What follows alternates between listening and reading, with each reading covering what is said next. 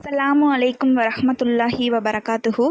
நபி ஸல்லல்லாஹு அலைஹி வஸல்லம் அவங்க வீட்டுக்குள்ள பூனைகளை வளர்க்கலாம் அப்படின்னு சொல்லி நமக்கு அனுமதி அளிச்சிருக்காங்க.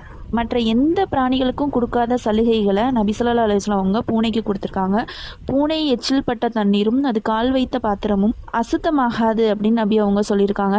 1400 வருடத்துக்கு முன்னாடி நபியவர்கள் இப்படி சொல்றதுனால எந்த பயன் அப்படின்னு யாருமே அறிஞ்சிருக்க முடியாது. ஆனால் இன்னைக்கு விஞ்ஞானிகள் பூனை வளர்ப்பதனால் ஏற்படக்கூடிய நன்மைகளை நமக்கு சொல்லியிருக்காங்க. அவங்க என்ன சொல்றாங்கன்னா, பூனையானது ஒருவித உருமலை வெளிப்படுத்தி கொண்டே இருக்குமா. அந்த உருமலானது ஒருவித அதிர்வலைகளை வெளியிடுகிறது. அந்த அதிர்வலைகளின் அளவு அதிகபட்சமாக 20 ஹெர்ட்ஸ் முதல் 140 ஹெர்ட்ஸ் வரை இருப்பதாக ஆய்வாளர்கள் கூறுறாங்க. அந்த அதிர்வலைகள் மனிதன் மீது படும் பொழுது அவனுடைய உடலில் எண்ணற்ற மாற்றங்கள் ஏற்படுது. மனதில் மற்றும் மூளையில் அதிக அழுத்தம் இருந்தால் பூனையின் அதிர்வலைகள் அவனில் படுவதால் அவை நீங்கிவிடும்.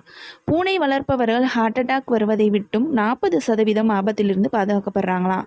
அதாவது பூனை வளர்ப்பவர்களுக்கு ஹார்ட் அட்டாக் பெரும்பாலும் வர்றது கிடையாது. உடலில் ஏதாவது காயம் ஏற்பட்டிருந்தால் பூனையின் அதிர்வலையின் காரணமாக அவை சீக்கிரமே குணமாகுமா.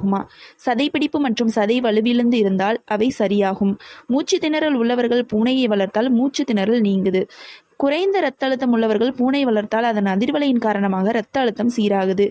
பூனை வளர்ப்பவர்களின் எலும்பு வலுவடையும். மேலும் எலும்பு முறிவு ஏற்பட்டவர்களுக்கு பூனையின் அதிர்வலைகளின் காரணத்தால் எலும்பு முறிவு சீக்கிரம் இணைந்து கொள்ளும். பூனையின் அதிர்வலைகள் இவ்வளவு மருத்துவ பலனை கொடுப்பதாக ஆய்வாளர்கள் இன்னைக்கு கண்டுபிடிச்சிருக்காங்க. ஆனால் பூனை வளர்ப்பதின் முக்கியத்துவத்தை நபி ஸல்லல்லாஹு அலைஹி வஸல்லம் அவங்க நமக்கு 1400 வருடங்களுக்கு முன்னாடியே சொல்லிட்டாங்க. சுபஹானல்லாஹ்.